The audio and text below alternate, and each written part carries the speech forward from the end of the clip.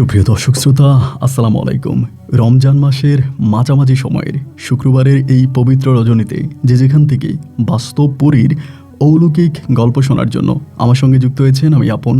আর যে আপন জীবনের গল্পের 1509তম পর্বে আপনাকে প্রতিদিনের মতো স্বাগতম জানাচ্ছি। বন্ধুগণ, আজ আমি আপনাকে শোনাবো সিলেটের ভাই হাফেজ মোহাম্মদ হেদায়েতুল্লাহর জীবনের চরম ভয়ানক এক ভৌতিক পরীর বাস্তব জীবন কাহিনী। বন্ধুরা, আজকের গল্পের টাইটেল 900 বছর বয়সী পরী বিয়ে করে মাদ্রাসার ছাত্রকে। শুধু বিয়েই করে না, এই পরী এই মাদ্রাসার ছাত্রকে দিয়ে বাংলাদেশে 6টা মসজিদ নির্মাণ করে এবং এই ছাত্রকে দিয়ে এমন কিছু করায় যা শুনলে রীতিমতো আপনার শরীরের পশম দাঁড়িয়ে যাবে। তিনি আমাকে লিখেছে, আপন ভাই, আমি যখন আপনাকে গল্পটা লিখতেছিলাম সে আমাকে প্রচণ্ড রকমের বিরক্ত করতেছিল। বারবার আমার কাছ থেকে মোবাইল ফোন কেড়ে নিচ্ছিল, মোবাইল ফোনের সুইচ অফ করে দিচ্ছিল এবং খুব ডিস্টার্ব করতেছিল। আমি জানি না আপনাকে পুরোটা গল্প লিখতে পারবো কিনা, আর আমি জানি না আপনি ঠিক বিশ্বাস করবেন কিনা। এই গল্পটা আমি রেকর্ড করতে বসিয়েছি ঠিক আধা ঘন্টা আগে, কিন্তু কোনোভাবেই আমি এটা রেকর্ড করতে গেলে সাউন্ডে কোনো না কোনো একটা প্রবলেম দেখা দিচ্ছে এবং সবশেষ আমি সাউন্ডটা ফিক্সড করেছি। আমি জানি না এখনও রেকর্ড ক্লিয়ার হচ্ছে কিনা। আমরা আসলে অলৌকিকতা অনেকেই বিশ্বাস করি না। আমি আবারও বলি, এই পৃথিবীতে যা কিছু আছে তার 4% আমরা দেখতে পাই, 96% আমরা দেখতে পাই না। আর আমরা যা দেখতে পাই না তাই হচ্ছে অলৌকিক। আমি আমার একটা গল্পে চট্টগ্রামের সীতাকুণ্ডের দুর্গম পাহাড়ে গফুর শাহের মাজারের কথা শুনেছিলাম। আমি জেনেছিলাম ওই মাজারে যিনি শায়িত আছে তিনি নাকি মৃত্যুর 3 দিন আগে উনি জেনে গেছে উনি মারা যাবে এবং তার হাতের ডায়েরিতে তিনি লিখে গেছে যে আমি অমুক দিন অমুক তারিখে অতটা বাজে মারা যাব। শুধু তাই নয়, ওনার মাজারের পিছনে রয়েছে এক বৈঠকখানা, যে বৈঠকখানাতে প্রতিদিন খাবার দেওয়া হয়। জিনেরা, হরিণ, বাঘের রূপ ধারণ করে সে খাবার খাওয়ার জন্য আসে। এমনই এক ঘটনা আমি আমার এক জীবনের গল্পের মাধ্যমে শুনতে পেয়েছিলাম। আমি কিছুদিন আগে ছুটে গিয়েছিলাম চট্টগ্রামের সীতাকুণ্ডের সেই দুর্গম পাহাড়ে এই অলৌকিক ভয়ানক দৃশ্য দেখার জন্য। আমি আপনাকে বিশ্বাস করাতে পারবো না, আপনাকে পায়ে ধরে আজকে রিকোয়েস্ট করব আমি যে আপনি কোনোভাবেই এই ভিডিওটা মিস করবেন না, কারণ এমন ভিডিও হয়তো আপনি আপনার জীবনে আর কখনোই দেখবেন না। ভিডিওর এই আই বাটনে ক্লিক করে অথবা এই ভিডিওর ডিসক্রিপশনে গিয়ে আপনি গফুর শাহের মাজারের সেই ভিডিওটা দেখে নেবেন এবং এমন অলৌকিকতা আপনি জানতে পারবেন যা আপনার স্বপ্নকেও হার মানাবে। এবং আজকের গল্পের সিলেটের ভাই হাফেজ হেদায়েতুল্লাহর গল্পটা শুনে তাকে আপনার মতো করে একটা মন্তব্য কমেন্ট বক্সে লিখবেন। ধন্যবাদ সবাইকে। সুপ্রিয় বন্ধুগণ, আসসালামু আলাইকুম। আমার নাম মোহাম্মদ হেদায়েতুল্লাহ, আমার বাড়ি সিলেট বিভাগে। বন্ধুরা, আমি আমার জীবনের গল্পটা শুরু করার শুরুতে আপনাদেরকে আমার পরিবারের সম্বন্ধে জানিয়ে রাখি। আমার পরিবারে আমি আছি, রয়েছে আমার মা সহ আমার নানা নানি, আমার মামা খালা সহ মামাতো ভাই বোন। সিলেট শহরের অদূরের কোনো এক অজপাড়া গায়ে আমাদের পরিবারটা ছিল এক উচ্চ মধ্যবিত্ত পরিবার। আমার নানা ছিলেন একজন দোকানদার এবং ব্যবসা বাণিজ্য করে নানা খুব কষ্ট করে আমাদের পরিবারটা চালাতেন। আমার জীবনের গল্পটা 8-10টা স্বাভাবিক মানুষের জীবনের গল্পের মতো নয়। আমার জন্মটাই যেন এক আজন্মপ্রাপ, কেননা আমি জন্মগ্রহণ করার ঠিক 8 মাসের মাথায় আমার বাবা মৃত্যুবরণ করে এবং আমার বাবার মৃত্যু সেই অপঘাতে হয়। আমার বাবার মৃত্যু নিয়ে রয়েছে এক রহস্য যা আমি আপনাকে জানাবো।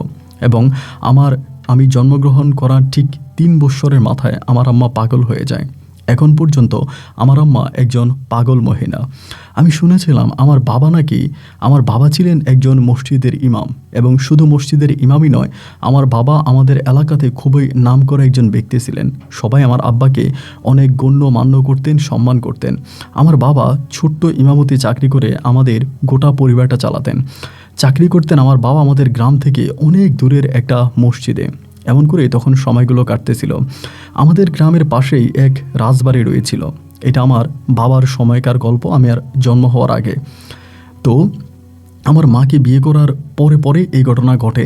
আমার মাকে বিয়ে করছে এবং বিয়ে করার পরেই তখনকার এই ঘটনাগুলো। তো দেখা গেল যে আমাদের ওই বাড়ির পাশেই ছিল এক রাজবাড়ি এবং এই রাজবাড়ি বিশাল রাজবাড়ি। তো সেই রাজারা নাকি কোনো কারণে না কেন জানি তারা এখান থেকে চলে যায়। এই রাজবাড়ি থেকে তারা ইন্ডিয়াতে চলে যায় এবং ইন্ডিয়াতে চলে যাওয়ার পরে তারা দীর্ঘদিন হলো এই রাজবাড়িতে আসে না। তো রাজবাড়িতে মানুষজন এমনি অমনি ঘোরাফেরা করে, বিনা কারণে যায়। এরকম করতে করতে রাজবাড়ির পাশেই একটা হিন্দুদের মন্দির ছিল, অনেক পুরনো একটা মন্দির। যদিও এটা রাজাদের সম্পদ, রাজাদের জমির ভিতরে পড়ছে। আমাদের গ্রামের ভিতরে কোনো মসজিদ ছিল না। মানে কোনো মসজিদ নাই। আর যেই মন্দিরটা ছিল, এই মন্দিরটা ছিল মেইন রোডের পাশেই, মানে মোটামুটি খুবই সুন্দর একটা জায়গা। আমার আব্বা তখন চিন্তা করলো মন্দিরের কাজ মন্দির করবে, আমি এখানে একটা মসজিদ নির্মাণ করে দিই, যেহেতু জায়গাটা খালি আছে। আর আমাদের এলাকার তেমন কোনো মানে আমাদের এলাকাতে এরকম কোনো মসজিদও নাই। মানে এটা হচ্ছে আমাদের গ্রামটা একমাত্র গ্রাম যে গ্রামে কোনো মসজিদ নেই। আমাদের গ্রামের মানুষ আশেপাশের গ্রামে গিয়ে নামাজ পড়তো। আর আমাদের গ্রামটাও খুবই ছোট ছিল, অল্প কিছু পরিবার মানুষ বসবাস করতো, অতটা বড় কোনো মানে অতটা বড় কোনো গ্রাম ছিল না। তো একটা পর্যায়ে আমার আব্বা তখন চিন্তা করলো যে হিন্দু মন্দিরটা ভাঙবে না, এটার সামনে আমার আব্বা মসজিদ নির্মাণ করবে। এবং আমার আব্বা মসজিদ নির্মাণ করার জন্য আমার বাবা যে মসজিদে চাকরি করে ওই মসজিদের একজন লোক নাকি আমার আব্বাকে টাকা দেয়, যখন জানতে পারে আমাদের গ্রামে কোনো মসজিদ নাই, মসজিদ নির্মাণ করার জন্য। তো আমার আব্বা তখন করলো কি, এই বাড়িটার সামনে, মানে যে বাড়িটা বানাইছে, মানে যেই মন্দিরটা ছিল মন্দিরটার সামনে তখন মাটি ভরাট করতে শুরু করে। তো মাটি যখন ভরাট করতেছিল, রাতের বেলা আমার আব্বাকে স্বপ্নে দেখায় একসাথে 7টা সাপ আমার বাবার কাছে আসে, মানে যেটা আমি পরিশেষে আমার নানির মুখে শুনতে পারি, আমার নানির কাছে আমি এগুলো জানি। তো এই 7টা সাপ নাকি আমার আব্বার কাছে আসে এবং তাদের মাথাগুলো ছিল খুবই ভয়ঙ্কর আকৃতির। তারা নাকি আমার আব্বার কাছে এসে বলল যে এখানে তুমি মসজিদ নির্মাণ করতে পারবা না, ওখানে যদি তুমি মসজিদ নির্মাণ করো তাহলে তোমাকে আমরা মেরে ফেলবো, এখানে মসজিদ তুমি নির্মাণ করতে পারবা না। তা আমার আব্বা যথারীতি একজন ধর্মপ্রিয় মানুষ ছিলেন, মসজিদের ইমাম ছিলেন। আমার বাবা তখন করলো কি, এরপরে শুক্রবারে খুতবায় সবাইকে জানালেন ঘটনাটা, যে আমি ওখানে মসজিদ নির্মাণ করতে গেছিলাম এবং মসজিদ নির্মাণ করার পরিপ্রেক্ষিতে সে জায়গার ভিতরে 7টা শয়তান সাপের রূপ ধারণ করে রাতের বেলায় আমাকে মসজিদ নির্মাণ করতে বাধা দিয়েছে, আমি ওখানে মসজিদ নির্মাণ করেই ছাড়বো। এরকম করেই নাকি আমার আব্বা তখন ওখানে মাটি ভরাট করতেছিল। ওই সময় আমার আম্মাকে বিয়ে করছে, বিয়ের পরের ঘটনা, তখন আমি দুনিয়াতে আসি নাই। তো এই করতে করতে একদিন নাকি মাটি যখন ভরাট হয়ে গেছে মোটামুটি, কিন্তু প্রতি রাতে আব্বাকে খারাপ খারাপ স্বপ্নে দেখাইতো। আব্বা এই খারাপ স্বপ্নগুলো দেখতে পাইতো এবং এগুলো আমার আম্মার সঙ্গেও শেয়ার করতো। আমার আম্মাও নাকি বলতো যে এটা ভালো হবে না, আপনি মসজিদ বানায়েন না, এগুলো সেগুলো নাকি আমার আম্মাকে বলতো, আমার ইয়েকে বলতো। এর ভিতরে হলো কি, ওই মুসলিম মানে হিন্দু যে পরিবারগুলো আছে ওখানে কিছু সংখ্যক হিন্দু পরিবার ছিল, তারাও তখন বাধা দেয় আমার আব্বাকে, যে না এখানে মসজিদ বানাতে পারবেন না, যেহেতু আমাদের মন্দির আছে এখানে মসজিদ হবে না। আমার আব্বার কথা হচ্ছে যে দেখেন হবে না কেন, আপনারা তো এখানে অলরেডি মানে আপনাদের মন্দির আছে, আপনাদের মন্দিরটা তো পরিত্যক্ত অবস্থায় পড়ে আছে, মন্দিরে তো কোনো ঘন্টাও বাজে না, পুজোও হয় না, এবং যদি আপনাদের মন্দিরটা সচল থাকতো তাহলে তো আমি মসজিদটা বানাইতাম না, মসজিদের কাজ মসজিদে হবে, মন্দিরের কাজ মন্দিরে হবে, আমাকে বাধা দিয়েন না। এরকমভাবে বললো এবং বলার পরে তারা আমার আব্বাকে বাধা দিচ্ছে এবং শেষ পর্যন্ত আব্বাকে এটাও বলছে যে আপনি এটা ঠিক করতেছেন না, আপনি এটা ভুল করতেছেন। এবং এই রকমের অবস্থার পরিপ্রেক্ষিতে একটা সময় আমি দুনিয়াতে আসি, মানে আমার জন্ম হয়। এবং আমার জন্ম হওয়ার পরে ওই দিক থেকে আমার দাদিও তখন বাজে বাজে স্বপ্ন দেখতো। স্বপ্ন দেখতে দেখে আমার আব্বাকে জানাইলো যে তোর ছেলেটা হয়েছে, আপাতত তুই এখন আর এসব নিয়ে ঝামেলা করিস না, মসজিদটা পরে বানাইস, হিন্দুদের সাথে কোনো ঝামেলায় যাইস না। তো আমার তখন ওগুলোকে আমার আব্বা আবারও কাজ বন্ধ করে দিল। প্রায় এখানে 1 বছরের কাছাকাছি আব্বা কাম বন্ধ রাখছে। এবং মানে আমার বয়স তখন আমি প্রায় 8-9 মাসের মতো, ওই বয়সে গিয়ে নাকি আমার আব্বা আবারও মাটি ভরাট করতে শুরু করছে। হিন্দুদের সাথে কথাবার্তা বলছে, হিন্দুদের কথাবার্তা বলে তারা নাকি তখন অনুমতি দেয়, আমার আব্বা পুনরায় আবার মাটি ভরাট করতেছে। তো আমি তখন ছোট ছিলাম, মানে মায়ের কোলের দুধ খাই। ওই মুহূর্তে একদিন রাতের বেলায় নাকি প্রচণ্ড রকমের বৃষ্টি আসছিল, মুষলধারে বৃষ্টি আসছে। আমার আব্বা নাকি তখন আমার আম্মারে বলতেছে যে শোনো, আমি যে মাটি ফালাইছি সারাদিন ধরে মসজিদ বানানোর জন্য, এখন তো বৃষ্টি এসে আমার মাটি সব ধুয়ে চলে যাবে, আমি মাটিটার উপরে কিছু পলিথিন দিয়ে আসি, কিছু প্লাস্টিক দিয়ে আসি। আমার আম্মা তখন বললো যে এটা আপনি কি বলেন, মানে এইটা প্লাস্টিক ওখানে দেওয়ার দরকার নেই, ওখানে কেন আপনি প্লাস্টিক দিয়ে যাবেন, তো রাতের বেলায় একা একা, যেহেতু জায়গাটা নিয়ে অনেক ধরনের ঝামেলা চলতেছে হিন্দুদের সঙ্গে, ওখানে আপনি যাওয়ার প্রয়োজন নেই। তো আমার আব্বা তখন আম্মারে বলতেছিল যে না আমি যাব, আমি ওখানে গিয়ে আমি মানে মাটিটা দিয়ে আসবো, নাহলে আমার মাটিটা ধুয়ে চলে যাবে পানির সঙ্গে। মানে মোটামুটি আম্মার কথাকে ওভারটেক করে আমার আব্বা তখন চলে গেছে বস্তা নিয়ে, পলিথিন নিয়ে ওই মাটির উপরে দেওয়ার জন্য। তা আমার আম্মা তখন চিন্তা করতেছিল যে অনেক রাত হয়ে গেছে, আব্বা তো আর ফিরে আসতেছে না। তা আব্বা যখন ফিরে আসেন, আমার মা তখন করলো কি, আমার দাদারে ডাক দিল, দাদারে ডাক দিয়ে জানালো এই যে এই ঘটনা। তা আমার দাদা শুই না তখন আম্মারে গালাগালি করলো যে তুমি যাইতে দিলা কেন, আর ও যখন জোর করে যাইতেছে আমারে ডাক দিতা। তো আমার দাদা নাকি তখন হারিকেন হাতে নিয়ে আস্তে আস্তে করে যাচ্ছিল ওই বিটার দিকে, যে বিটা আমার আব্বা মাটি ফেলছে ওই বিটার দিকে। এবং অনেকক্ষণ পরেই আমাদের গ্রামের ভিতরে তখন চিৎকার শুরু হয়ে গেছে, মানে চিৎকার পড়ে গেছে। আমার আব্বার অবস্থা খারাপ, আমার আব্বাকে নাকি আইনা মানে শোয়াইছে আমাদের বাড়ি উঠানের সামনে, মানে বাড়ির এই আপনার এই বারান্দাতে শোয়াইছে। আমার আব্বার মুখ দিয়ে নাকি রক্ত বেরোইতে আছে। তো সবাই তখন আমার আব্বারে জিজ্ঞেস করতেছে কী হয়েছে তোর, কী হয়েছে। আমার আব্বা তখন নাকি বলতেছিল দুষ্ট জিনেরা আমার মেরে ফেলার চেষ্টা করেছে। দুষ্ট জিনের আমার মাটির নিচে ঢুকে ফেলার চেষ্টা করছে, আমাকে মেরে ফেলার জন্য চেষ্টা করছে, আমাকে মেরে ফেলতো। তো এরকমভাবেই সবাই তখন গায়ে পানি টানি দিয়ে ঠিক করতেছে এবং এরই মাঝে হঠাৎ করে আমার আব্বা এই অবস্থার মধ্যে মৃত্যুবরণ করে। আমার বয়স তখন অনেক 8 থেকে 9 মাস, ওটুকে আমার নানু বলল।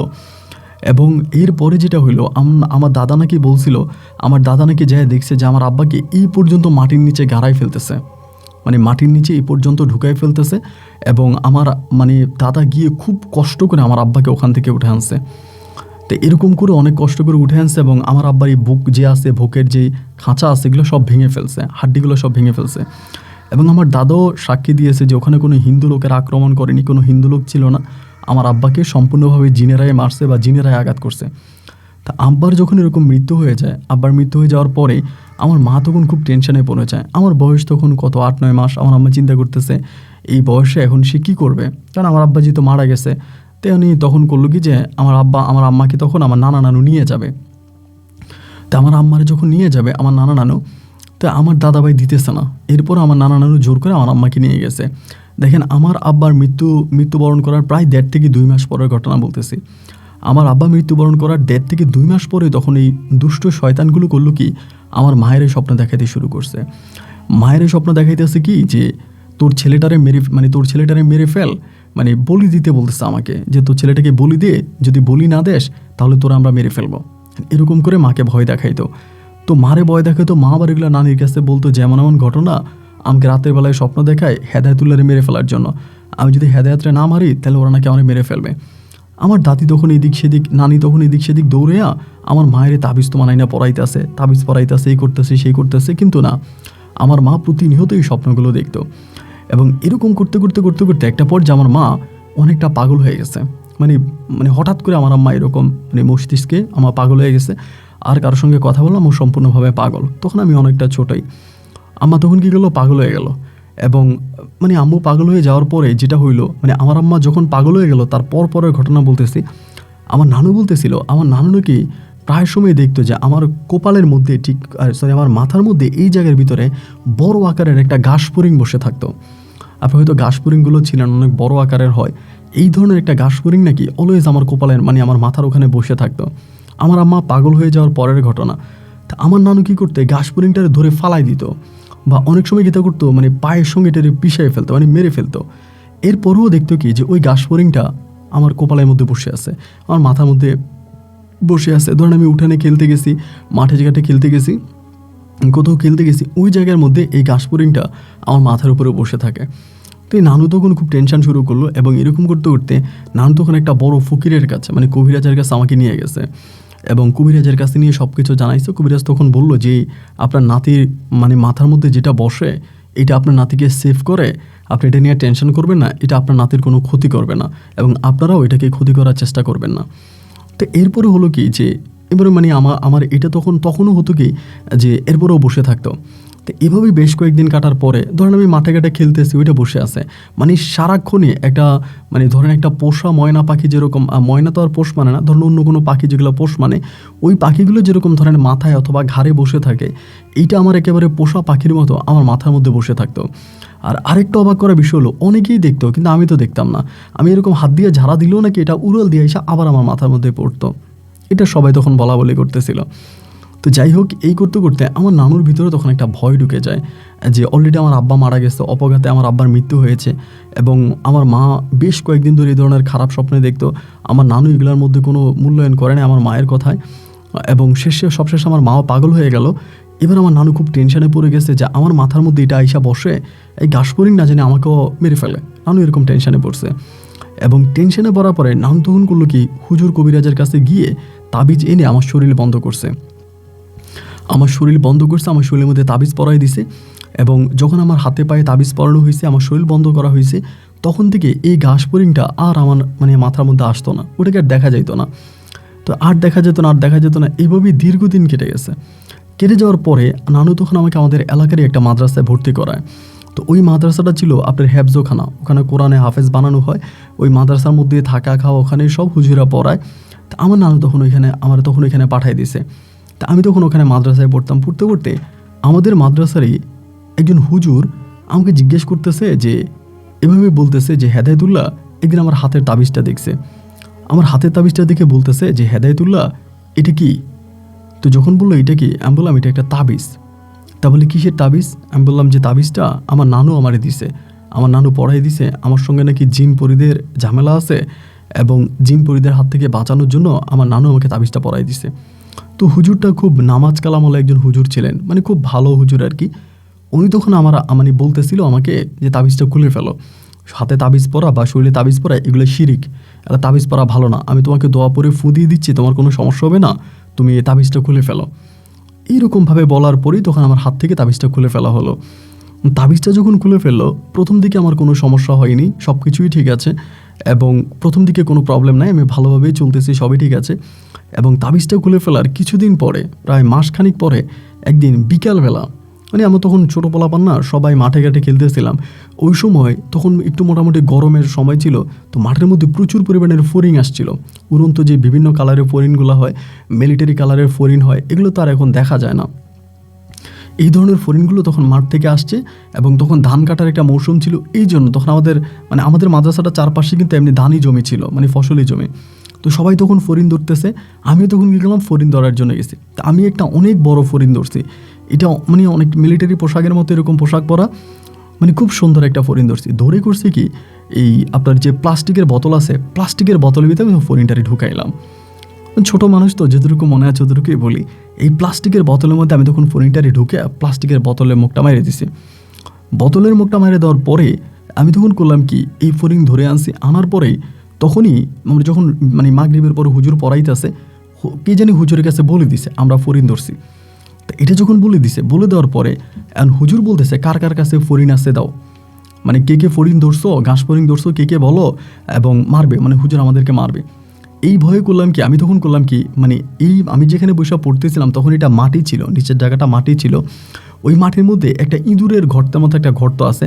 আমি তখন করছি কি, আমার ব্যাগ থেকে এই মানে বোতলটা বের করে, প্লাস্টিকের বোতলটা বের করে ইঁদুরের গর্তের ভিতরে আমি তখন এই পিছন দিয়ে এটা ঢুকিয়ে দিছি, কারণ ব্যাগ চেক করলে যাতে আমার এই ফড়িংটা না পায়, এই জন্য আমি ওই মাটির গর্তের ভিতরে তখন এই প্লাস্টিকের বোতলটা ঢুকিয়ে দিছি এবং ঢুকিয়ে দিয়ে উপর দিয়ে ওই হুজুরের কথা বলতেছে তার পিছন দিয়ে আমি মাটি দিয়ে দিছি খুব চালাকি করে।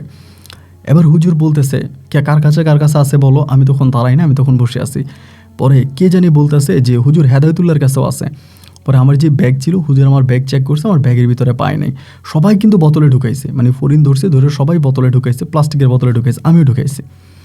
তো এবার হইল কি, আমি আর ভয়ে এইটা আর ধরি না, এটা যে আমি বোতলের ভিতরে ঢুকাইছি ওই জায়গার মধ্যে রেখে দিছি, এটা আমি আর বেরও করি না, ধরিও না, কারণ ধরলে তো হুজুর আমাকে মারবে এবং যদি দেখতে পাই আমি তাকে মিথ্যা বলছি আমাকে আরও বেশি মারবে। প্রায় 3 দিন থেকে 4 দিন হয়ে গেছে, 3-4 দিন বা 5 দিন হয়ে গেছে, এরকম অনেকগুলো দিন হয়ে যাওয়ার পরে একদিন হঠাৎ করে আমার এই ফড়িংয়ের কথা মনে পড়ছে। তা আমি তো আবার উপর দিয়ে মাটি দিয়ে দিছি যাতে দেখা না যায়। তো আমরা যে জায়গাতে আমরা পড়তাম এক জায়গায়, ঘুমাইতাম আরেক জায়গায়। তো একদিন সন্ধ্যার সময় আমি যখন পড়তেছিলাম তখন হঠাৎ করে যখন মনে হইলো, আমি তখন করছি কি, এই হুজুর তখন ছিল না, আমি তখন এই ইঁদুরের মাটিগুলো সরাচ্ছিলাম। ইঁদুরের মাটিগুলো সরাইয়া আমি তখন ঘাস ফড়িংটারে বের করলাম, মানে আপনার প্লাস্টিকের বোতলটা বের করলাম। এবার প্লাস্টিকের বোতলটা বের করে আমি দেখতেছি কি জানেন, প্লাস্টিকের ভিতরে আমি যে হরিণটাকে রেখেছিলাম ঠিক যেভাবে রাখছি এটা এভাবেই আছে, ঘাস ফড়িংটা এভাবেই আছে এবং এটা এক ভিন্ন রকম কালার হয়ে গেছে, মানে এটা শরীরের ভিতরে এরকম রেশ কালার হয়ে গেছে, খুব সুন্দর লাগতেছিল, কিন্তু এটা এখনও জীবিত। তো তখন তো আসলে ছোট মানুষ বুঝি না যে এটা বোতলের মধ্যে থাকলে তো এতদিন জীবিত থাকার কথা না, একটা ঘাস ফড়িং তো আর এতদিন বাঁচে না, কোনো খাবার পায় নাই, পানি পায় নাই এবং অক্সিজেনও পায় নাই, তাহলে বাঁচলো কীভাবে? আমি তো এটা কিছুই বুঝতেছি না। তাও আমি চিন্তা করলাম যে ঠিক আছে, যেহেতু এটা বাঁচে, আমি তখন কী করলাম, বোতলের মুখটা খুলে দিলাম। ওই সন্ধ্যার সময় বোতলের মুখটা খুলে দিই এবং বোতলের মুখটা খুলে দেওয়া মাত্রই ফড়িংটা তখন বেরিয়ে যায়, মানে ফুরুত করে বেরিয়ে যায়।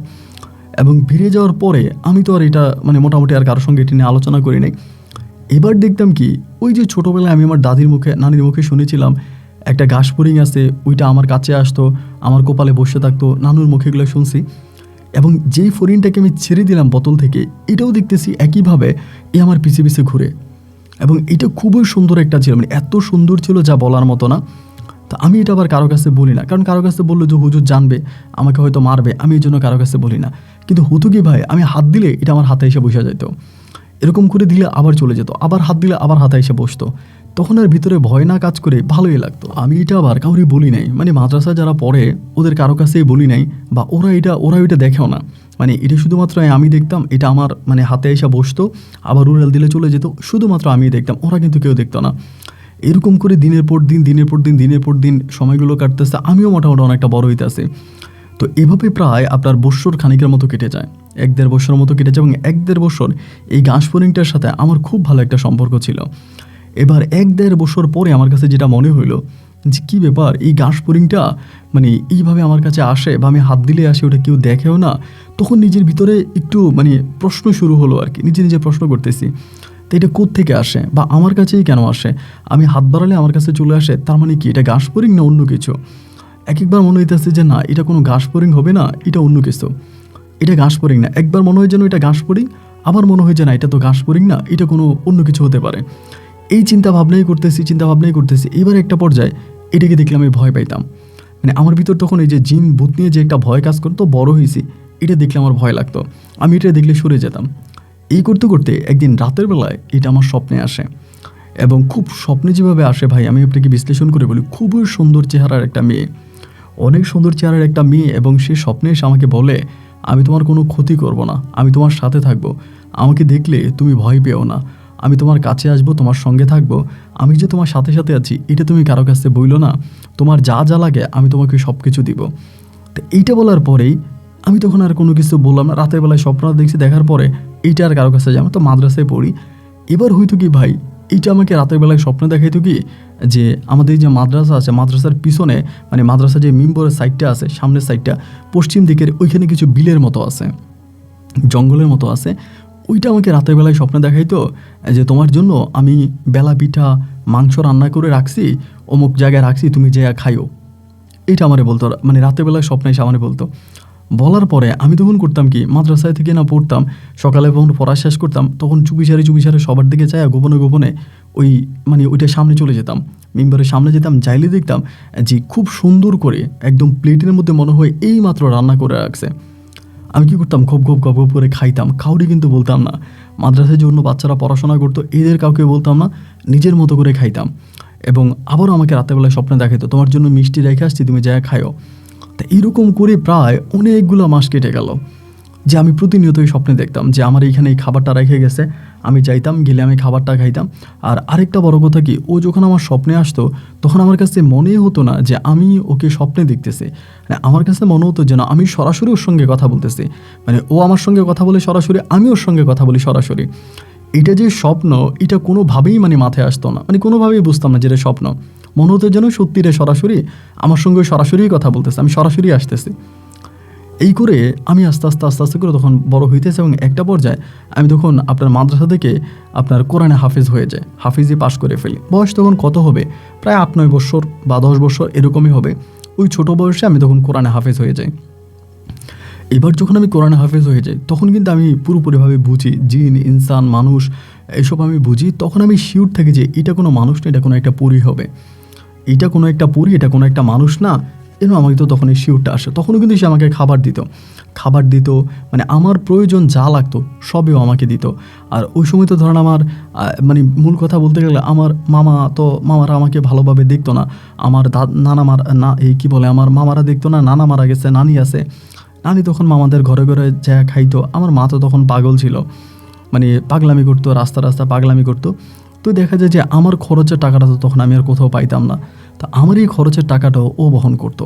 মানে আমাকে বলতো যে মানে খাবার খাইলে ওই জায়গায় আমরা টাকা দিয়ে যাইতাম, তো আমি খাবার খাইতাম, খাবার খাওয়ার পরে টাকা পাইতাম, এই টাকা আমি নিয়ে আসতাম। মানে মোটামুটি আমার কোনো কিছুর অভাব ছিল না, ও আমার সব চাহিদাও মিঠাইতো। তো যখন কোরআনে হাফেজ হয়ে গেলাম, হাফিজি পাস করার পরে মানে হাফেজ হয়ে যাওয়ার পরে আমি তখন তারে বলতেছিলাম যে আমি সরাসরি তোমাকে দেখতে চাই, এবং যেহেতু তুমি আমার সঙ্গে আসো, আমার সঙ্গে কথা বলো, বা রাতের বেলায় স্বপ্নে আসো, আমার জন্য খাবার দাও, আমাকে বিভিন্নভাবে হেল্প করো, তো আমি তোমাকে একটু দেখতে চাই, মানে তোমাকে একটু সরাসরি দেখতে চাই, এরকম করেই তাকে বলি। এখন বলার পরে ও আসলে রাজি হয় না, মানে আমার সঙ্গে সরাসরি আসতে রাজি হয় না, এবং এরকমভাবে দীর্ঘদিন বলার পরে একদিন রাজি হয়েছে। কিন্তু রাজি হয়ে আমারে বলতেছে কি যে আমি তোমার সামনে আসবো, তো তুমি আমার মুখটা মানে আমার মুখ দেখার চেষ্টা করবা না, কারণ তুমি যদি এখন আমার মুখ দেখো তুমি ভয় পাবা, আমার একটু সময় দাও এবং পরে তুমি আমার মুখ দেখো, এখন আমার মুখ দেখার চেষ্টা করো না। তো কেন সে আমাকে এই কথা বলে, কেনই বা মুখ দেখাইতে জানি, এটা আমি জানি না। এরপরে হয়তো কি আমি যখনই আপনার সকালে খাবারের জন্য যাইতাম, এই মিম্বরের সামনে খাবার খেতে যেতাম, তখনই দেখতাম কি যে ও বসে আছে, একটা সাদা জামা পরে খুব সুন্দর করে পর্দা করে বসে থাকতো এবং খুব সুন্দর করেই বসে থাকতো। আমি যাই জিজ্ঞেস করতাম, ওর নাম ছিল হচ্ছে ফাতেমা। তাই আমি বলতাম, ফাতেমা ভালো আছো? হ্যাঁ ভালো আছি। তুমি ভালো আছো? এমন করে বলতো, জি আমিও ভালো আছি। কিন্তু তার চেহারা দেখতাম না, মানে মুখটা কখনো দেখতাম না। এইভাবেই প্রতিনিয়ত সে বসে থাকে, আমি যাই, প্রতিনিয়ত বসে থাকে, আমি যাই। এই করতে করতে দীর্ঘদিন প্রায় কেটে গেছে। দীর্ঘদিন কেটে যাওয়ার পরে একটা সময় আমার ভিতরে তখন এই জিনিসটা জাগলো যে না, আমি তারে দেখবো, যেহেতু এত কিছু হচ্ছে আমাদের মাঝে, তাহলে দেখলে প্রবলেমটাকে, আমি তারে দেখবো। দেখার জন্য তারে অনেক রিকোয়েস্ট করি, না সে আমার সামনে আসে না। এবার আমি তারে বলে দিলাম যে ঠিক আছে, তুমি যদি আমার সামনেই না আসো, আমি আর তোমার এখানে খাবার খাইতে যাবো না, মানে তোমার দাওয়াতে আর আমি যাবো না, আমি আর ওই জঙ্গলের ভিতরে যাবো না, খাবারও খাবো না, তুমি যদি না আসো। এইভাবে যখন বলা বলি করতেছিল 1 বার 2 বার 3 বার, একটা পর্যায়ে সে রাজি হয়েছে, ঠিক আছে সে আমার সামনে আসবে। এবার আমি যখন খাবার খেতে যাইতাম, ভাই আমি তারে দেখতাম। আসলে দুনিয়ার সৌন্দর্য, মানে দুনিয়ার যে মেয়েরা হয় তাদের তো একটা সৌন্দর্য আছেই। আমার কাছে মনে হয় যে পৃথিবীর সৌন্দর্যকে হার মানাবে ওর চেহারা, এত সুন্দর চেহারা ছিল। ওর সামনে বসে থাকতাম, খাবার খাইতাম এবং ও হাসতো, আমি খাবার খেতাম, হাসতো। এরকম করে দুজনের মাঝে তখন মোটামুটি খুব ভালো লাগার একটা সম্পর্ক শুরু হয়। এবং এই ভালো লাগার সম্পর্কের পরে একদিন কথায় মানে ওই বিলের মধ্যে যাইতাম, ওর সঙ্গে আমি গল্প করতাম, কথা বলতাম এবং বিভিন্ন ধরনের আলোচনা করতাম, এই বিষয় ওই বিষয় অনেক কিছু নিয়ে কথাবার্তা বলতাম। এখন কথাবার্তা বলতে বলতে একটা পর্যায়ে সে আমারে বলে তার বয়স নাকি প্রায় 900 বৎসরের কাছাকাছি। মানে আমারে বলে যে আমার বয়স প্রায় 900 বৎসরের কাছাকাছি। আমি বললাম কি বলো এটা, মানে জিনেরা কত বৎসর বাঁচে, এটা কেমন কথা? এবং সে আমাদের পূর্বপুরুষ সম্বন্ধে, মানে আমার বাবার বাবা, বাবার বাবা, বাবার বাবা করে আমাদের বংশের পুরো মানুষের নাম সে আমাকে বলতেছে। মানে এত পরিমাণের মানে পাওয়ার তার মাঝে ছিল যা আসলে ঠিক বলার মতো না। এগুলো বলতে এবং বলার পরে আমি তারে জিজ্ঞেস করতাম যে তুমি আমাকে কিভাবে দেখছো বা কিভাবে তুমি আমাকে পাইছো।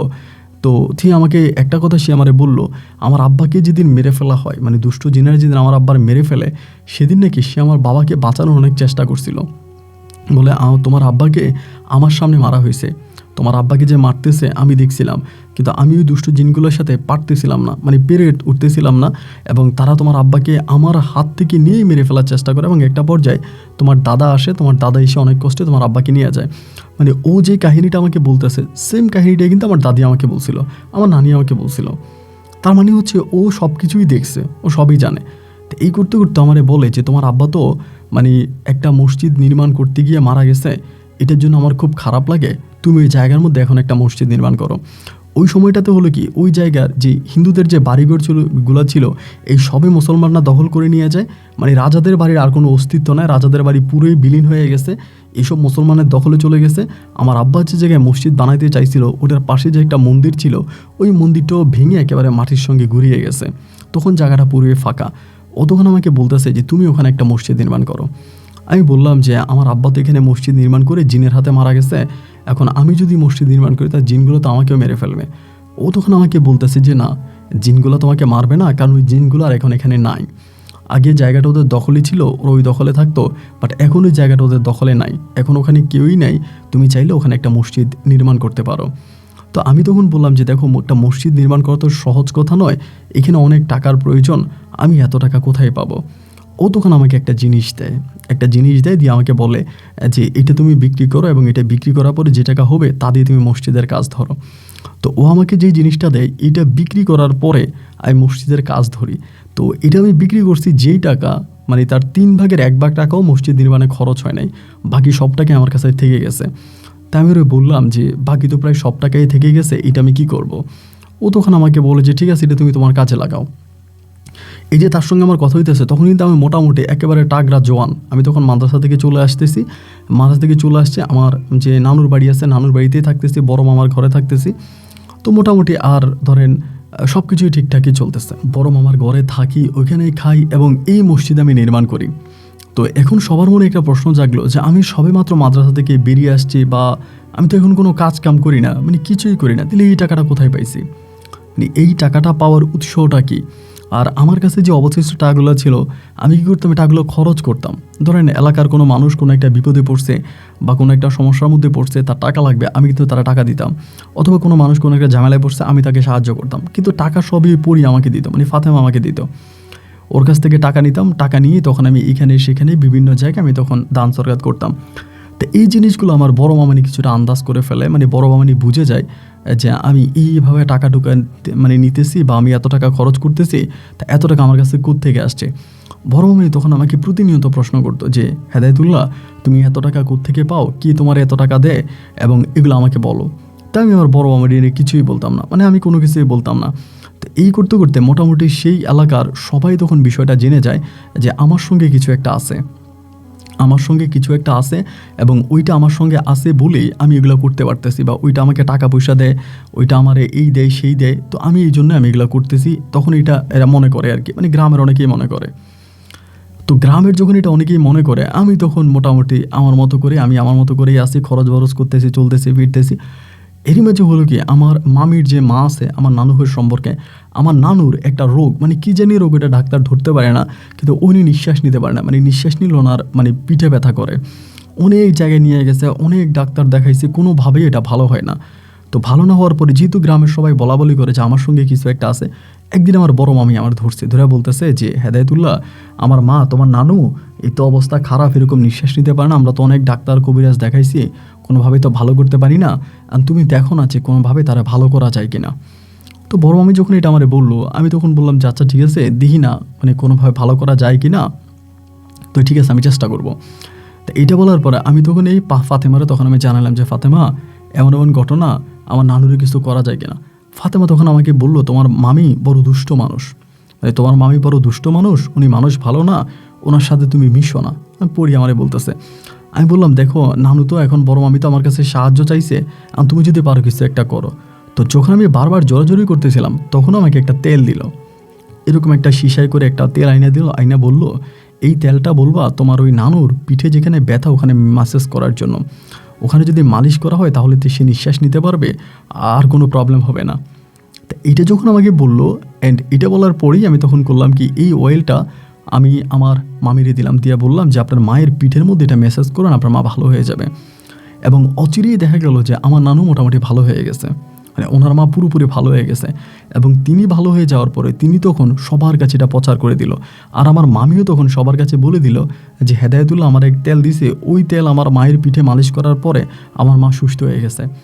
এবার দেখা গেলো কি যে ভাই, আমার বাড়িতে মানুষের হিরিক পড়ে গেছে, প্রচুর মানুষ আমার বাড়িতে আসতেছে, এবং আইসেই ধরেন আমারে বলতেছে যে আর এই সমস্যা, ওর এই সমস্যা। আমি সবাইরে বলতেছি দেখেন আমার কাছে কোনো কেরামতি নেই, আমার কাছে কোনো ক্ষমতা নাই, আপনারা আমার কাছে আইসেন না। মানে যতই মানা করি, মানে গ্রামের মানুষ তো আমার কথা কেউই শোনে না, এরা সবাই আমার কাছে আসে না, হেদায়েতুল্লাহ তুমি পারবা, আর তুমি সুস্থ করতে পারবা, তুমি কিছু একটা করো, মানে বারবার আমারই ধরতেছে। আমি যতই তাদেরকে বলি আমার কাছে কোনো কিছু করার নাই, আমার কোনো ক্ষমতা নাই, না আমার কথা কেউই আর শোনে না, কাউকে আর আমি এটা বুঝাইতে পারি না, এবং ওরা ওদের মতো করেই আমার পিছনে মানে সময় দিয়ে যাচ্ছে, আমাকে ডিস্টার্ব করে যাচ্ছে। তো এই করতে করতে আমি তখন পরিরে বিষয়টা জানাই যে ফাতেমা, এমন এমন ঘটনা, গ্রামের সবাই তো এসে আমাকে ধরতেছে, আমি এদেরকে একটু চিকিৎসা দেওয়ার জন্য, মানে তুমি যদি আমাকে একটু হেল্প করো। তখনও আমাকে বলো দেখো এটা করতে গেলে তুমি কবিরাজ হয়ে যাবা, এবং এটা করা ভালো হবে না, এটা তোমার জন্য ক্ষতির কারণ হতে পারে, এটা তোমার জন্য ক্ষতি হবে, তুমি এটা করো না। তা আমি ওরে বললাম যে গ্রামের সব মানুষগুলো যেভাবে আসতেছে, আমি যদি তাদেরকে একটু সাহায্য না করি তাহলে এটা কেমন দেখায়, তুমি আমাকে একটু হেল্প করো, আমি তাদেরকে হেল্প করব। এইভাবে যখন আমি তাকে মোটামুটি একটু প্রেশার ক্রিয়েট করে একটু চাপ দেই, ও তখন রাজি হয়, এবং রাজি হওয়ার পরেই ও আমাকে তখন মানে আমাকে বিভিন্ন ধরনের দিত, এবং দেওয়ার পরে আমি এগুলো মানুষকে দিতাম, তো মানুষ প্রচুর উপকৃত হতো। তো এরই মাঝে সবার মাঝে তখন মুখে মুখে রটে যায় যে আমার সঙ্গে পড়ি আছে, আমার সঙ্গে পড়ি আছে। আমি কিন্তু ওখানে একটা মসজিদ নির্মাণ করি, আমাদের গ্রামের সবচেয়ে বড় মসজিদ আমি নির্মাণ করি।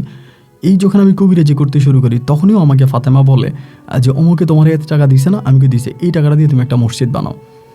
তা আমার এগুলো বলতো, তো বলার পরে বিশ্বাস করেন আমার কবিরাজির আমি যত টাকা ইনকাম করছি তার সব টাকা দিয়ে প্রায় টোটাল 6টা মসজিদ আমি নির্মাণ করছি গোটা বাংলাদেশে। এর মাঝে সিলেটেই আপনার 4টা, আর চিটংয়ে একটা, আরেকটা ছিল আপনার রংপুরের দিকে। তো আমি টোটাল 6টা মসজিদ নির্মাণ করি, এবং এই মসজিদগুলো ছোট কোনো মসজিদ না, সবই আপনার এই মানে অনেক বড় মসজিদ। আমি মসজিদে কোনো নাম উল্লেখ করি না, কারো কোনো নাম উল্লেখ করি না, শুধু এলাকার নাম দিয়ে মসজিদগুলো বানিয়ে দেই। তো এই 6টা মসজিদ আমি সম্পূর্ণ আমি নিজে বানাইছি এবং এগুলা এই ফাতেমার অর্থায়নে, মানে ফাতেমা আমাকে যেই উপকার করতো, মানুষ যে টাকা দিত এগুলা দিয়ে। কিন্তু প্রথম যে মসজিদটা বানাই ওইটা কিন্তু ফাতেমা আমাকে একটা জিনিস দিয়ে ওটা বিক্রি করে, আর বাকিগুলো আমার কবিরের যে টাকা দিয়ে বানায়। তো ইতিমধ্যে আমার মোটামুটি অনেক টাকা হয়ে যায়। আমি জায়গায় সম্পত্তি কিনি, এখানে জায়গা কিনি, ওইখানে জায়গা কিনি, বিভিন্ন জায়গায় জায়গা সম্পত্তি কিনি, মোটামুটি আমি তখন আপনার লক্ষ টাকার মালিক হয়ে যাই। এরই মধ্যে হলো কি, আমার মামি তখন এই বিষয়টা খুবভাবে অবজার্ভ করতেছে যে আমি এগুলো করতেছি। এই সময়ের ভিতরে মামি তখন প্রস্তাব দিল তার মেয়ে, আমার মামাতো বোন আছে নাসিমারে বিয়ে করার জন্য। মামি তখন আমার চাপ দিল নাসিমারে বিয়ে করার জন্য, আমি যেন নাসিমারে বিয়ে করি।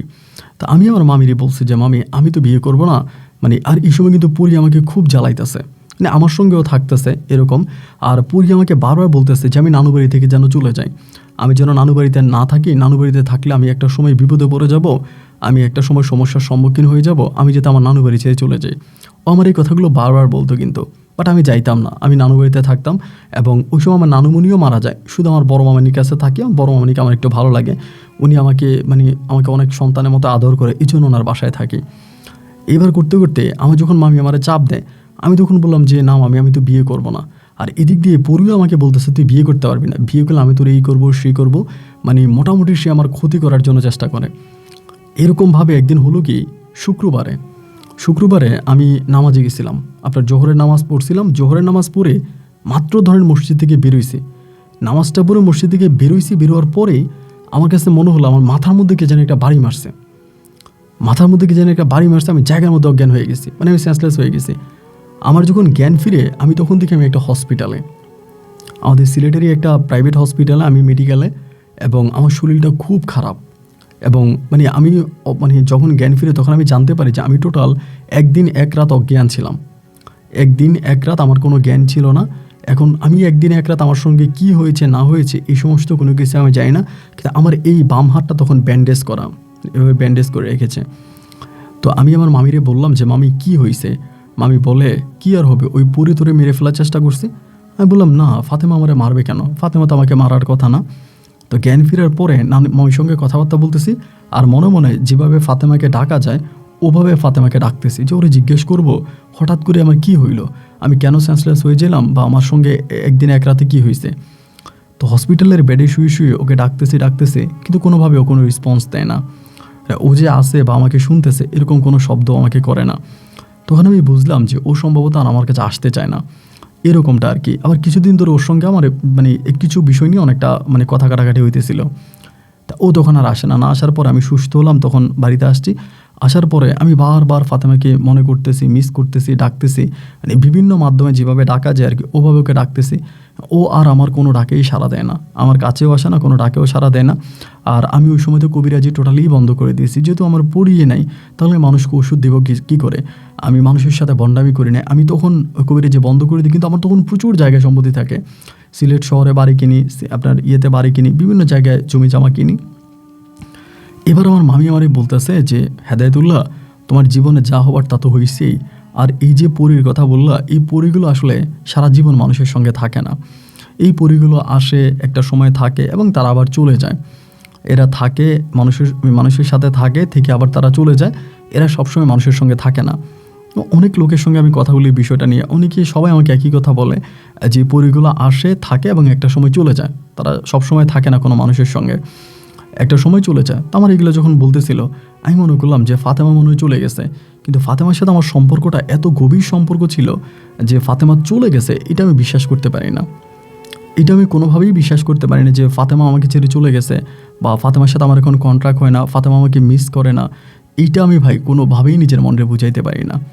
না পারার কারণে আমার মামি তখন আমারে বলতেছে তুমি একটা কাজ করো, তুমি নাসিমের বিয়ে করে ফেলো, নাসিমের বিয়ে করে সংসার করো, তোমার যেহেতু এখন ধন সম্পদ আলহামদুলিল্লাহ কোনো কিছুর অভাব নাই, আল্লাহ তাআলা তোমাকে অনেক কিছু দিয়েছে, এসব নিয়ে তুমি ভালোই চলতে পারবা। আর বেশি লোভ করা ভালো না, তুমি লোভ ছেড়ে দাও, লোভ হলে পাপ হয়, পাপে মৃত্যু হয়। তুমি এই পরিটরি সব কিছু ছেড়ে তুমি নাসিমের বিয়ে করে নাসিমার সঙ্গে তুমি সংসার করতে শুরু করো।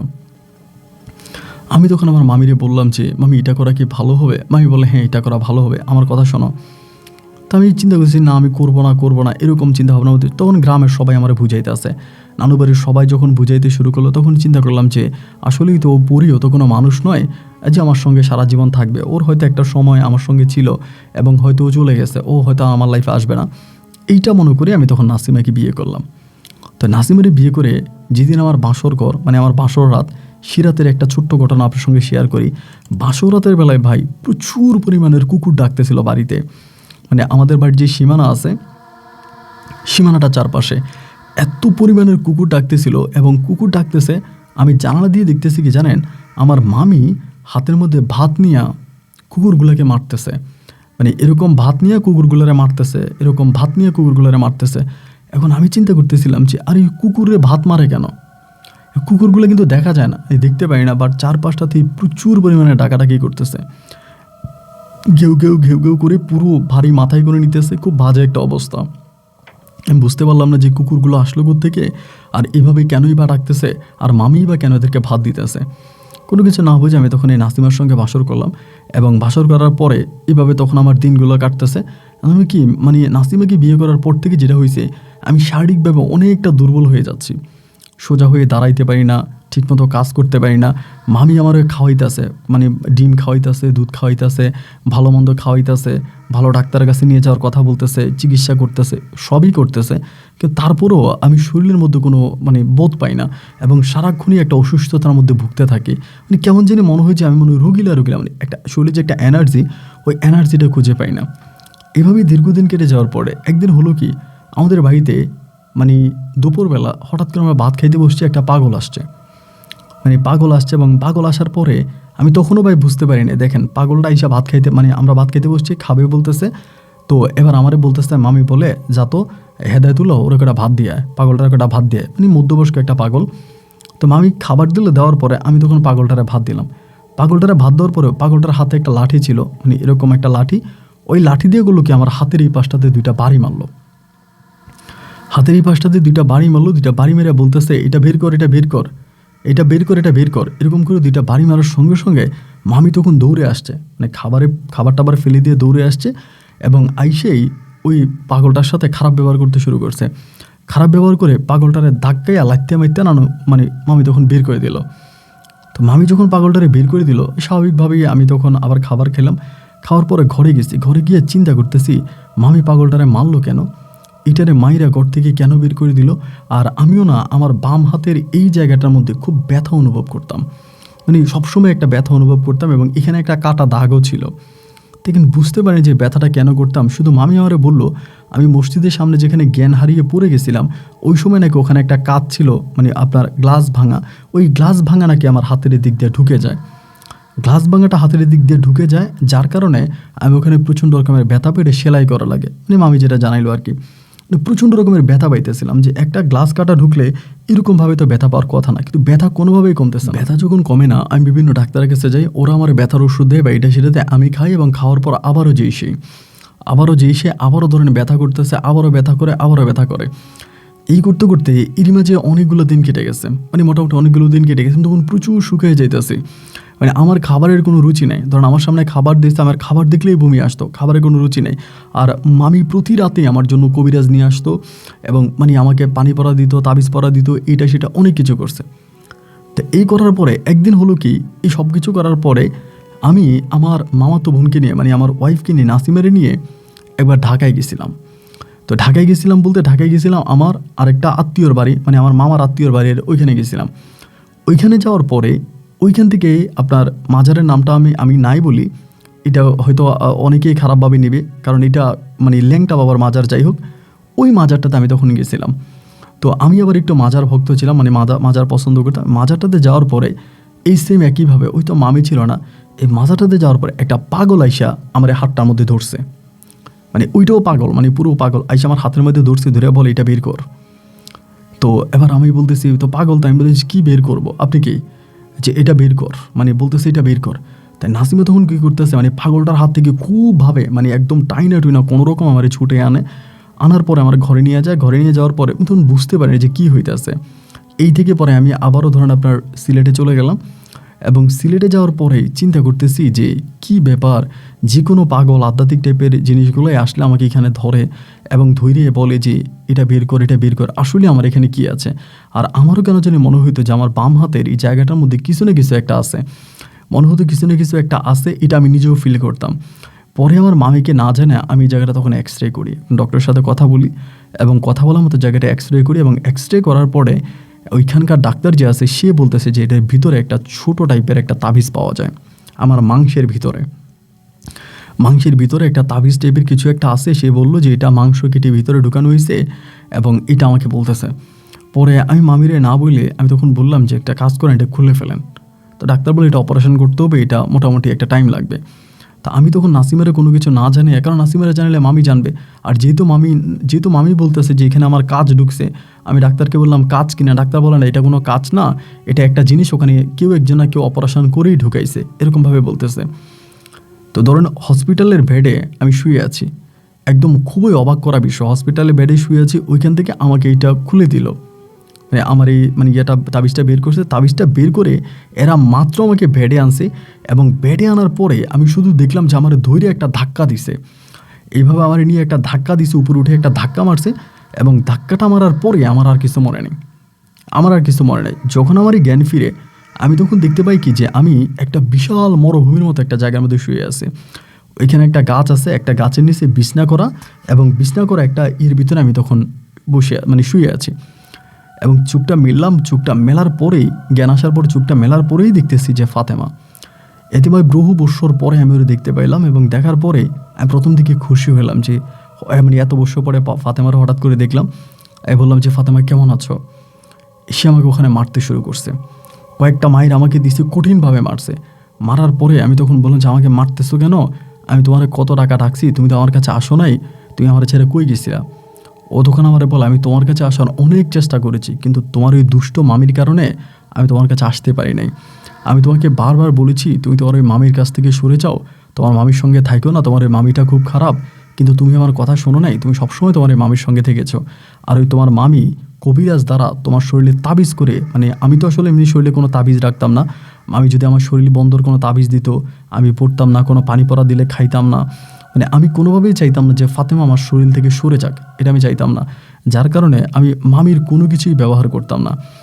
তো এবারও আমাকে বলে যে আমি তোমাকে বারবার বলছিলাম যে তুমি তোমার মামির কোনো কিছু রাখবা না, শুনবা না, তা তুমি এগুলো কেন করছিলা? আজকে তুমি এগুলো করার কারণে আমি বহু মাস তোমার কাছে আসতে পারি নাই, আমি দূর থেকে তোমাকে দেখতাম এবং আমি তোমাকে বলছিলাম যে তুমি কখনো বিয়ে করো না, তুমি কেন বিয়ে করলা? তুমি কেন ফাতেমাকে বিয়ে করলা? তুমি কেন নাসিমাকে বিয়ে করলা? তুমি নাসিমার সঙ্গে কেন থাকলা? আমি ওরে বারবার বলতেছি যে ঠিক আছে, এটা আমার ভুল হয়ে গেছে, এটা আমার অন্যায় হয়ে গেছে, তুমি আমাকে মাফ করে দাও, এগুলো তারে বলতাম। তখন সে আমারে বলতেছে আমি তোমার আর এখান থেকে যেতে দেবো না।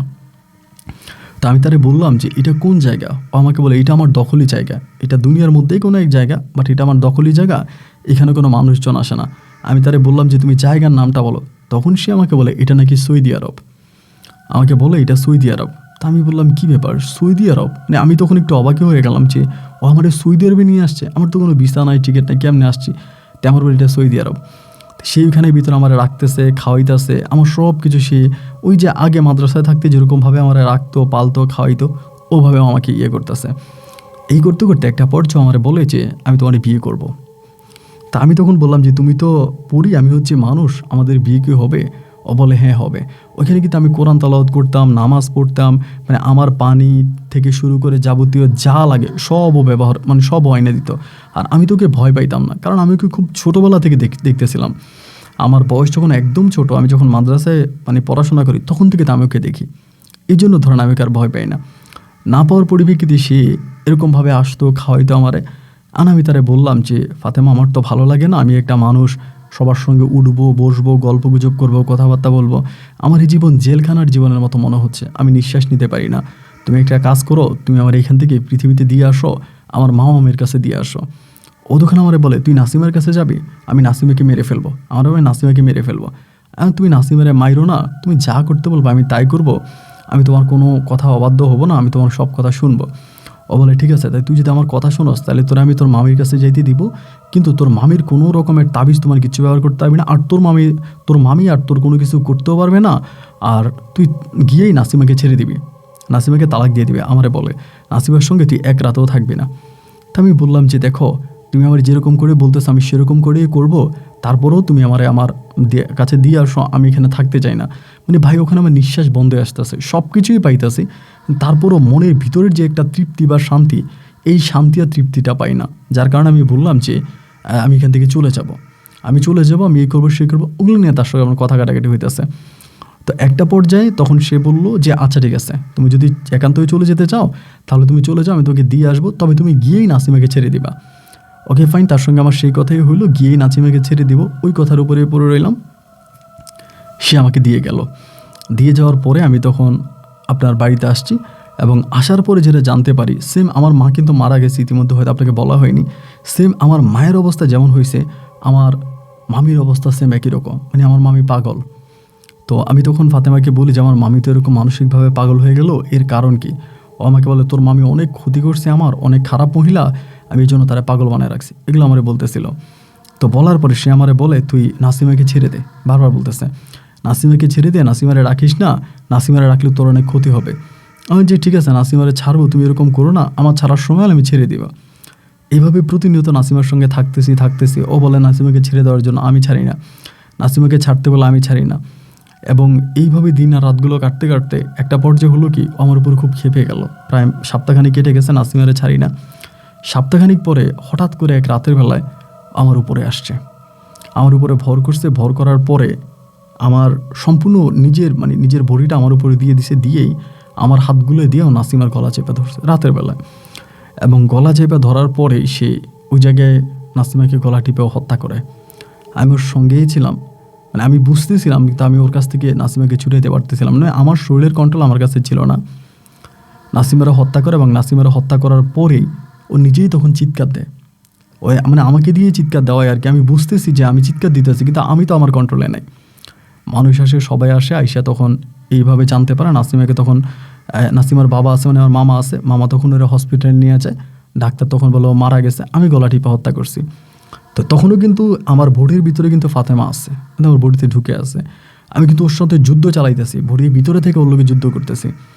এবং সেখান থেকে পুলিশ আমাকে হ্যান্ডকাপ পরে তখন থানাতে নিয়ে যায়। আমি তখন থানাতে যাই, এবং থানাতে যাওয়ার পরে আমি তখন চিন্তা করতেছি আমি কি করব। থানাতে গেছি, থানাতে যাওয়ার পরে ভাবতেছি কি করব। এবং থানাতে যাওয়ার পরও তখনও কিন্তু আমার বডিতে আছে, ও কিন্তু আমাকে খাওয়াইতেছে, সব কিছুও করতেছে। জেলখানা যাওয়ার পরে আপনার কাছে মনে হবে এটা একটা জেলখানা, সবার কাছে মনে হবে জেলখানা, তবে আমার কাছে মনে হচ্ছে যেন একটা ফুলের বাগান।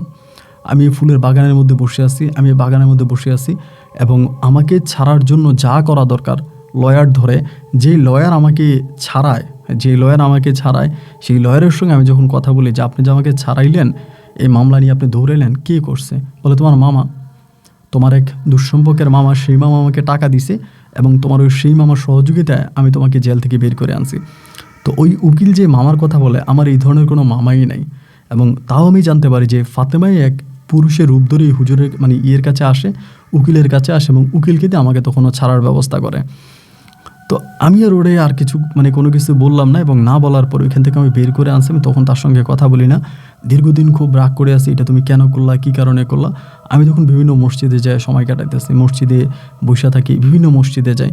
ওই খাওয়ার দাওয়া দিলাম, খাওয়ার দাওয়ার খাই না, ওর লোকে চেতাচেতি করি। এভাবে প্রায় বৎসরখানি কেটে গেছে। বৎসরখানি কেটে যাওয়ার পরে ও তখন আমার বললো আমার বিয়ে করবে।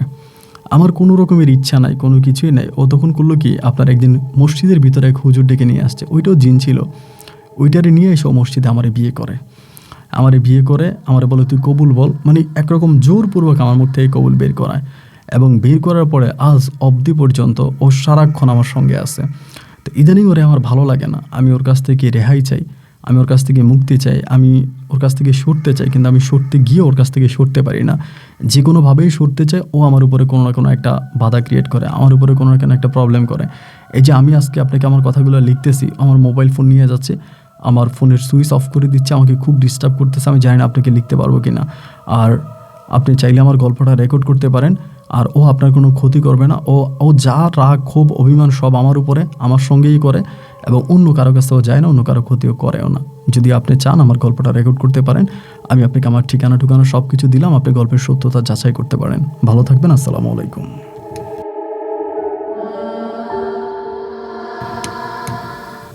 প্রিয় বন্ধুরা, গল্পটা মাঝখানে আরও অনেক কথাবার্তা ছিল এবং যেহেতু এখনও হেদায়েতুল্লাহর সঙ্গে এটা আছে এবং হেদায়েতুল্লাহর গল্প বলার গল্প লেখার সময় সে অনেক বিরক্ত করছে হেদায়েতুল্লাহ যেটা বললো, এই কারণে কিছু বিষয় আমি এখানে স্কিপ করেছি। হেদায়েতুল্লাহ ভাই হয়তো গল্প শুনলে বলবে যে আপন ভাই অনেক কথাই তো আমার বলে নাই, ইচ্ছা করেই বলি নাই, কারণ আমি আপনার পাপ আমার কাঁধে আনতে চাই না, এমনি নিজে অনেক বেশি পাপী হয়ে আছি। তো আল্লাহ মাফ করুক। এই জিনিসগুলো যেহেতু এটা ওনার সঙ্গে স্টিল আছে, উনি এখনও বলতেছে, সেই বিষয় নিয়ে আমি আর কথা নাই বলি। গল্প আপনাদের কাছে কেমন লেগেছে সেটা মতামত কমেন্ট বক্সে লিখবেন এবং আপনারা অবশ্যই কেউই মিস করবেন না চট্টগ্রামের সীতাকুণ্ডের সেই দুর্গম পাহাড়ের উপরে আপনার ওই মাজার দেখবেন, কারণ মাজারের পিছনে একটা বৈঠকখানা আছে যেটা সবচেয়ে অবাক করা। এই বৈঠকখানায় যখন খাবার দেওয়া হয়, ওটা জিনেদের বৈঠকখানারা, ওখানে এসে জিনেরা মিটিং করে এবং অলৌকিকভাবে বিভিন্ন ধরনের জিন এখানে আসে বিভিন্ন প্রাণীর রূপে এবং তাদেরকে মাজারের কর্তৃপক্ষরা খাবার দেয় এবং সেই খাবার খেয়ে ফেলে। এই নিয়েও এক ভয়ঙ্কর রকমের ভিডিও আমি ধারণ করেছি। আপনারা কেউই ভিডিওটা মিস করবেন না, সবাই ভিডিওটা দেখবেন এখান থেকেই ক্লিক করে। আজ এখানেই বিদায়, দেখা হবে নতুন দিন নতুন কোনো গল্পে। আল্লাহ হাফেজ এন্ড আসসালামু আলাইকুম।